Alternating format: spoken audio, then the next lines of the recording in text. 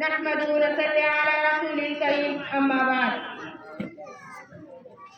औज़ु बिल्लाहि मिनश शैतानिर रजीम बिस्मिल्लाहिर रहमानिर रहीम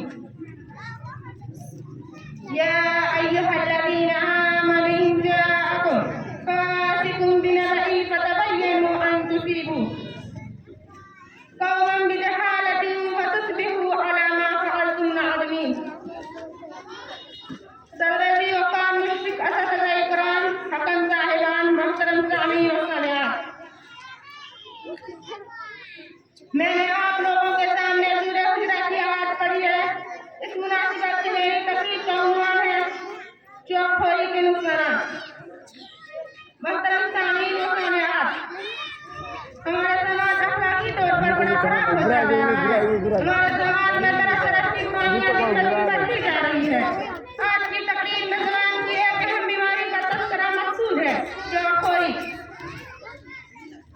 चौखोरी के जरिए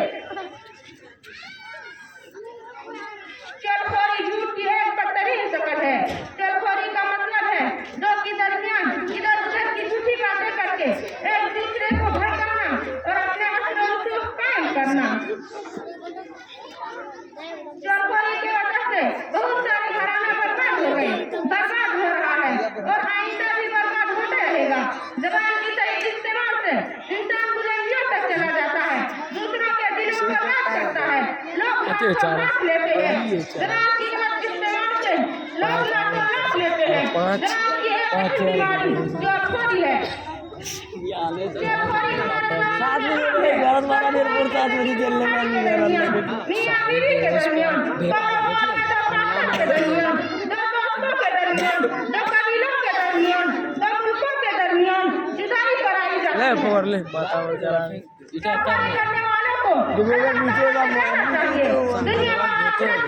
चौखोरी करने वाले का लड़ाने बुझाने का बुरा अंजाम होने वाला है। तौबा करो वरना दोनों जहान में चौखोरियों का घाटा है। कुरान में अबू लहब की बीवियों के जमीन को हम्मालतल हतब लकड़ियां उठाकर लाने वाले का खिताब क्यों दिया?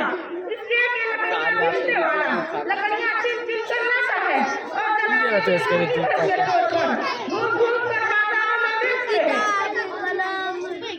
इस तरह ये लोगों की जिंदगियां इधर उधर फैलाया करती थी। चौखोरों का कब्र में बुरा अंजाम होता है, बगैर पानी के पेशाब करने वाले का कब्र में बुरा अंजाम होता है। अब्दुल्ला बिन अब्बास रज़ियल्लाहु अन्हु रिवायत है कि नबी करीम सल्लल्लाहु अलैहि वसल्लम का गुज़रना दो कब्रों के पास से हुआ। आप सल्लल्लाहु अलैहि वसल्लम ने फरमाया, इन दोनों के मुर्दों पर आज़ाब हो रहा है और ये भी किसी अहम बात पर हो रहा है। जनाब सल्लल्लाहु अलैहि वसल्लम ने फरमाया, हाँ, इनमें से एक शख्स चौखोरी करता था और दूसरा तपस्या का नबी ने भीतर मोगलो मार दे कर वो माता खराब नबी करीम सल्लल्लाहु अलैहि वसल्लम ने और उसके दो टुकड़े करे और दोनों कब्रों पर काट दिया, शायद कि जब तक ये खुश्क ना हो इनका आज़ाब कम हो जाए। इस हदीस पर गौर फरमाए। इबरत है उन लोगों के लिए जो चुगली चौखोरी करता है, इधर से उधर बातें उठाते हैं, एक दूसरे को अलग कर देते हैं। गौर करने वाले जो बगैर पानी के पेशाब करते हैं, पेशाब की चीजों से बचने की कोशिश नहीं करते हैं। इबरत है उन लोगों के लिए भी जो कब्र पर मिट्टी देने के बाद कुछ गाड़ देते हैं। नबी करीम सल्लल्लाहु अलैहि वसल्लम को पता चला तो आप सल्लल्लाहु अलैहि वसल्लम टहनियां गाड़ देते थे। उनको कैसे पता चल जाता? दूसरी बात क्या हम चाहते हैं कि हमारे किसी अजीज का आज़ाब कब्र हो? नहीं, तो ऐसा करना बतलाता है कि आपको डर लगा हुआ है।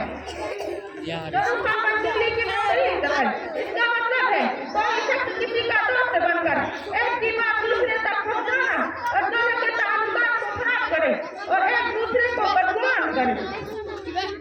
इससे बड़ा किस्सा पैदा हो जाता है और इस किस्से को नबी करीम सल्लल्लाहु अलैहि वसल्लम ने ज़बूह वाला कहा है। एक शख्स के पास बैठकर तारीफ करता है और उसके पास से बाहर निकलकर उसी की बुराई करता है। 10 बातें 10 बातों को खत्म कर देती है, तौबा गुनाह को, दुख जिंदगी को, गुस्सा मदरसा नमाज बेहयाई को अभी अगर क्या बोल क्या 10 बजे रह जाओ 10 बजे रह जाओ मैं बिहार 7 बजे लियो 10 बजे रह जाओ हमने बेरे तो यार ये तुम्हें आना है हमने क्या कर दी